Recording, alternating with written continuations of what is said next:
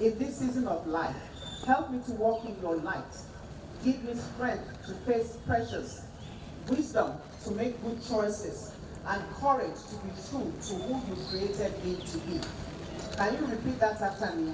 And give me courage to be true to who you created me to be. To who you created me to be. Mary, Mother of God, Mary, Mother of God, be my example of purity, be my example of purity, patience, and faith. Wrap me in your mantle of protection. Wrap me in your mantle of protection. And guide me in love and grace. And guide me in love and grace. Help me to know my worth in you. Help me to know my worth in you. Help me to speak with kindness. Help me to speak with kindness. Act with compassion. Act with compassion. And live with integrity. And live with integrity. I noticed that even though we are praying, some people are looking at their phones or their books. And girls, now the last one. Bless my family. Bless my family, my friends, and my future. Help me to become the woman. Help me to become the woman you call me to be. You call me to be. Strong, faithful, joyful, and full of love. Amen. There's the trees on the hills, Spirit of God in the finger of morning, fill the earth, bring it to birth and blow where you will. Blow, blow, blow till I breathe, for the breath of the Spirit blowing in me. Down in the meadow, the windows are morning, shipping the past of land cannot lie still. Spirit of God, creation is groaning, fill the earth, bring it to birth and blow where you will. Blow, blow, blow till I bleed, for the breath of the Spirit blowing in me. To welcome one of our seniors and mamas, Lady Bernadette Kine of the 1957 set. She is 92 years old. We have our moderators that have been introduced to us, Mr. Disu, and my senior, Sisi Alero, Edu Ni Ogisi. Sisi Alero was a 1968 set. They'll be our moderators. And we have our judges. Our judges, we have one of us, Kumi Shotunde. Kumi is of the 1975 set. And Christian Boma. And we have a dear friend. So Leke went to King's College, and he's the president of King's College Old Boys Association. He's one of our judges. So we have two moderators and we have our judges here with us. The schools debating. We have Reagan Memorial Baptist Girls School. We have Reagan Memorial Baptist Girls School. And we have the president with us, Atinuke Akilude of the 1979 set. They will be debating. We have Lekon Ogunbawo of CMS Grammar School and his president. And then, last but not the least, when you hear that voice on the air, you know it, even in your skin. We have Patrick Doyle, the president of St. Kimber's College, 19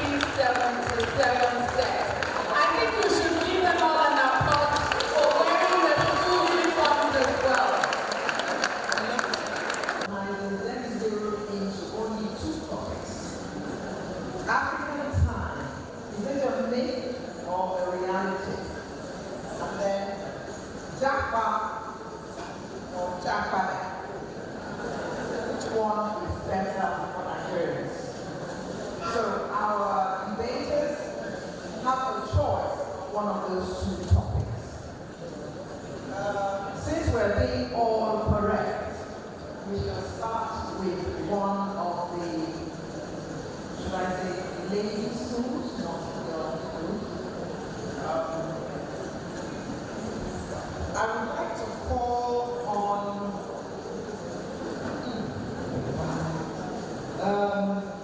Ojigo Ejeni of Methodist Girls High School to tell us why she thinks that Nigerians should Japa.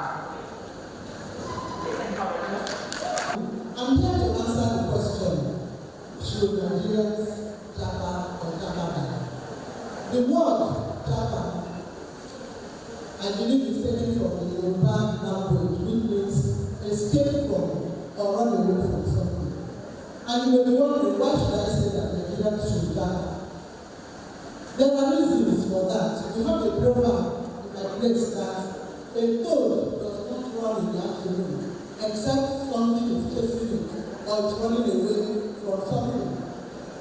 Nigeria, yes, some will sentimentally say that people should not Japa, that people should Japa. But like I said, I believe that people should Japa for the following reasons: economic, political, social. And before I go into that detail, I want you to know that the concept of Japa will even be traced to the scriptures, where God called Abraham to leave. If you read Genesis chapter 12, God called Abraham to leave all the Chaldeans and go to somewhere. Isaac Japa, Jacob Japa, Naomi Japa, and the husband. Yes, that was in danger. It was God sent an angel to Joseph to tell him to marry this baby. And so, thinking that of Nigeria, as far as I'm concerned, Nigeria has indeed currently, it does not favor us economically. There is food inflation, high level of poverty. Nigeria has been called the headquarters of poverty. Socially, no infrastructure, no facility, social welfare for older persons like me. Admission into university has so much discrimination. This question of quota system, we all know how it has affected the country. So if I have an opportunity to work abroad, where I will have quality education, where my life will be safe, where I will be looked after, what is the lifestyle in Nigeria? Advanced countries like China, like Japan, people work up until 80 and they are still strong. They have facilities, they have social welfare. But here in Nigeria we don't have. There is no electricity. The business environment is very harsh. That's why people have to Japa to our neighboring country like Ghana, where government is making fair policy. Look at our children, the children girls. How many years now? Look at Leah Shaibu. In this country, let me even ask us, who are the people mostly affected by this Japa syndrome? The youth. We say youths are our future. Do our youth have chance politically? Rather, we keep recycling old politicians who have captured this country. I pray that Nigeria doesn't happen to anybody. If Nigeria happens to you, you cannot stay there and say we should not Japa. You may not be a pessimist. I'm not being pessimistic. I'm being realistic. I'm being realistic. I hope that with these 2 points of time, the level of abuse,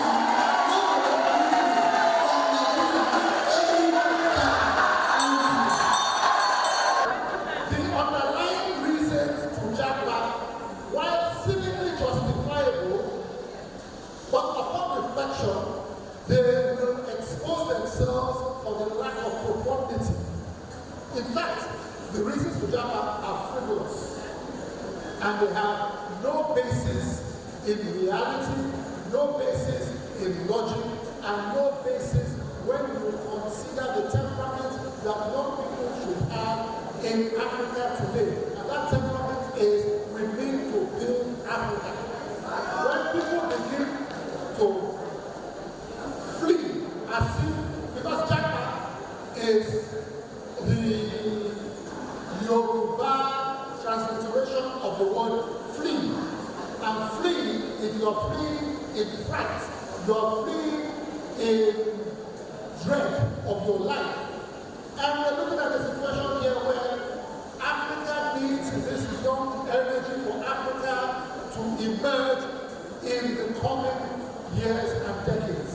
So when the bulk of our strength, the bulk of African youthful energy excuses itself from Africa and goes to do menial jobs in Europe and the Americas, Africa is not the better for it. Africa is the poorer for it.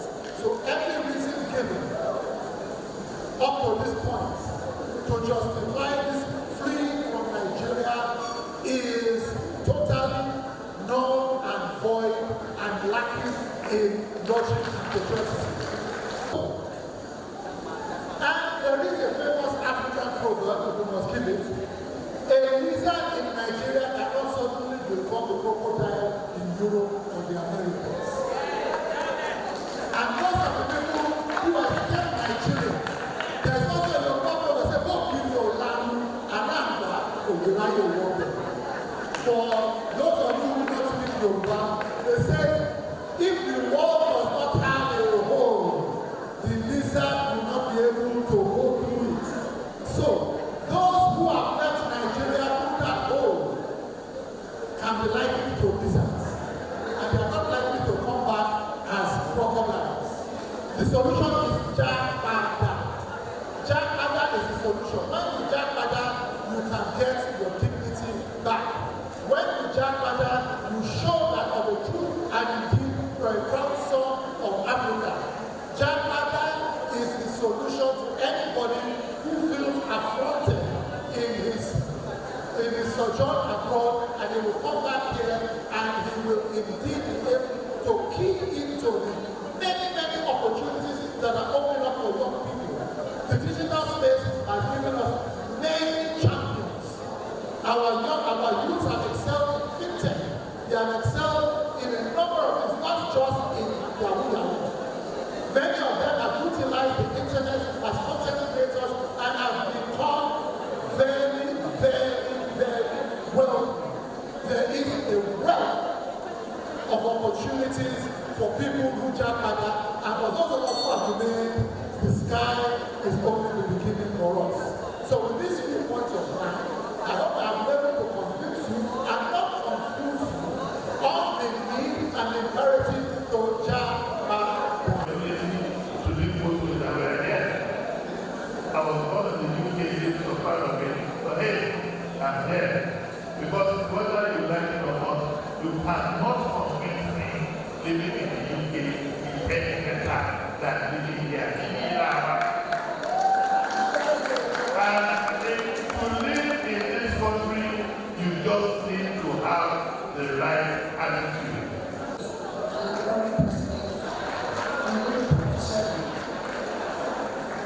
I'm here to state my position that African time is a myth. And why do I say this? That African time is a myth because the time itself is misleading, it's harmful, and it's a stereotype. It is not based on just Africans alone. There are other nations that have relaxed phenomenon when it comes to time. They have relaxed attitude when it comes to time. And some of the things are not deliberate. Some of these things are structural and it is not cultural. For instance, outside Nairobi, outside Cape Town, and outside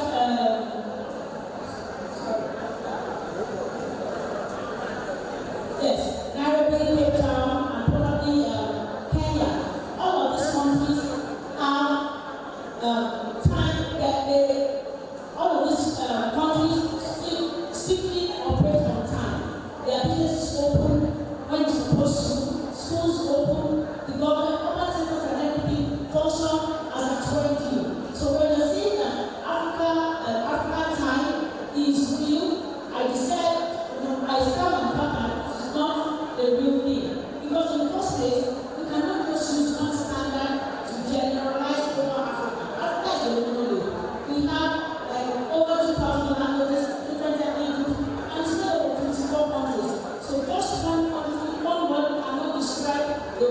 Africa. To say that African time is not only that it's new, we are saying that the problem that Africans are lazy, Africans are serious, and Africans are not disciplined, which is not true. I will not agree to that. Because there are a lot of places to say that, it dismisses the efforts of countless Africans who strive for excellence in their various fields. Also, like I said, it is structural and not cultural. Let me say that the next thing happened, no doubt about that. But that's why. Why do these things happen? Most of the time, like I said, structural issues. Let's talk about poor infrastructure. Let's talk about traffic congestion. Let's talk about power outages. All of these things contribute to the fact that make delays to occur when we plan things. Things will not go just as soon as you have planned. Even now, I am here to convince everyone that African time is not just a myth, but a reality. Now, when we talk about African time, what do you mean? It simply means a way of life within the African continent when people get late to events and functions.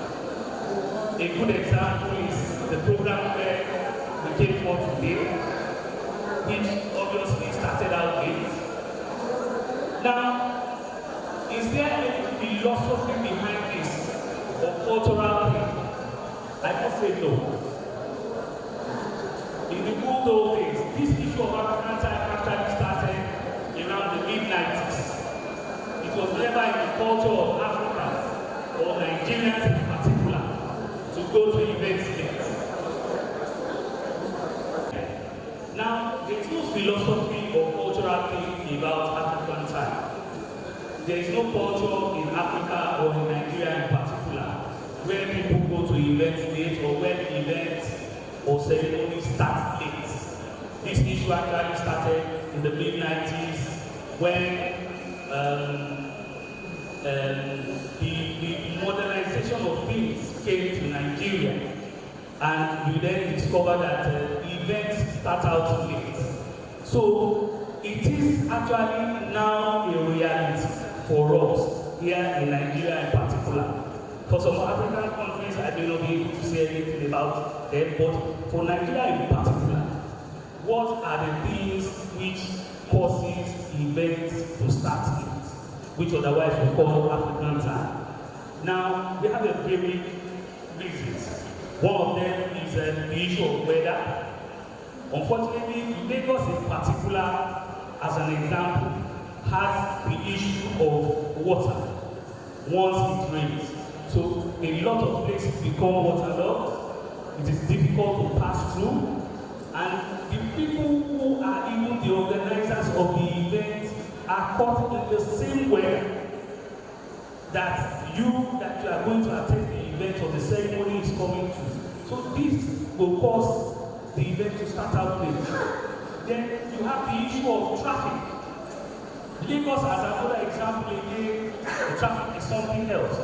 Coming down here on the third mainland, there is a road construction going on. There's a lot of traffic.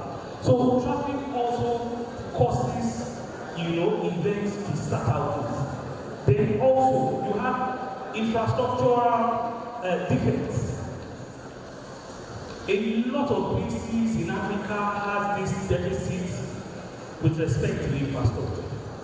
Something, the distance that shouldn't take up to 20 minutes, you spend 10 hours. So the deficit in the infrastructure available also affects this. Now you also have unreliable transportation.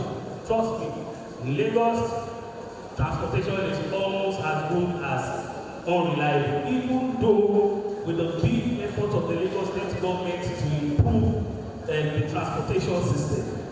Then we have our regular minutes, the yellow buses, the danfos, everybody knows them. The way they drive on the road, they block, they cause traffic, among so many things. Another reason is the fact that there's really little or no enforcement punctuality in formal and informal sector.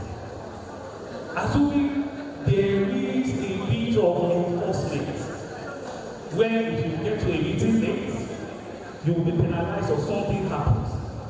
Now, the last part of this is the issue of dignitaries.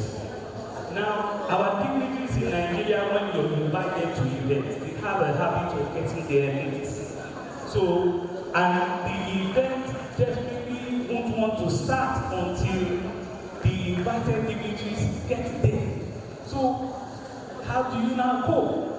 So, these are the harsh realities that has made African needs a reality. Now, how do we solve this issue? Yes, there must be a solution. You cannot have a problem without preparing a solution. One, there should be improvements in terms of infrastructures. There should be improvements in terms of enforcing traffic regulations. Nigerians have a habit. They know you will get away with any offense because they can afford to bribe. So there should be strict enforcement of traffic offenses. It will deter a bit of traffic on our roads and it will enable us to get our events early. Now, unfortunately, Nigerians don't converse with weather forecasts. We need to converse with weather forecasts to be able to determine what will be the weather, or to be able to foresee the kind of weather that will come up on the day of your event. It will also aid in planning for such an event. Then another solution I will also suggest is there should be a strict enforcement of punctuality. Now, I hope with these few points of mine, I have been able to convince you that African time is not a myth, it is a reality. On behalf of Roganites and Reagan, I just want to congratulate Willie Child for their 80th anniversary. And secondly, I just want to appreciate the president of Roganite Nigeria, because she's given me this platform. My name is Abimbola Akinwumi, and I am a Roganite in the president of UK. And Roganite basically is Reagan Old Girls Association, and that comprises of Roganites Nigeria, Roganites United Kingdom, which are the president, and Roganites United States of America, and Roganites Canada. So it's a pleasure to be here. I'm going to go to our leader of Austin. Now, we talk about the structural elements of it. Traffic and so on and so forth, and people getting late, coming late to events.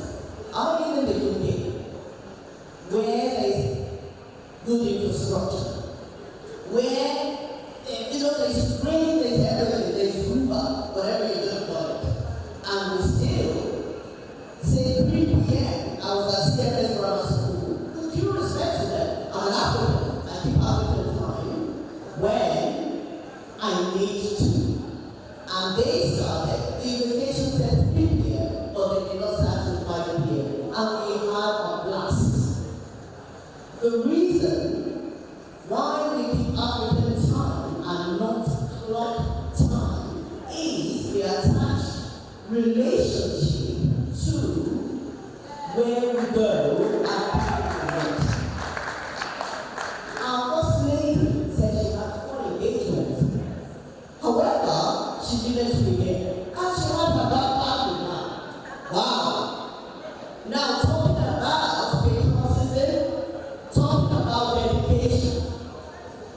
It's not the time. She wasn't here at 10, but she was here and there was a standing ovation. Thank you. What do you mean? I'm here because of the relationship. And this is what we learn. And it's not just in Nigeria, by the way. I can give you examples. There are other African communities and societies, that keep African time. Ladies and gentlemen, I would say you need to be very careful of, the negative connotation. Africans are not lazy. Africans know how to be punctual, and they are punctual when it is necessary. When there is job interview, I have not known any African that will get their limits. They will get their time, and it's because, I need to get there. But when you need to be somewhere, and you know what they're like, we've got relatives, I need to be for that places, and I want to try as much as possible to show my presence. That is beautiful. African time is real. It's not a myth, please. Those words made are when with negative connotations to them. And I'm going to give you examples where African time has happened on a very international level. Now, in the year 2020, the African Union Summit in Addis Ababa, they experienced delays, at the inauguration because some delegates were late. However, they waited until the delegates arrived and business as usual. That's African time. Now, planners in weddings, funerals, they are what we call fake times. They give you 1 p.m. prompt, but it doesn't start till 3 because they give you African time and they respect African time. So, thank you very much, and thank you for giving African time this moment.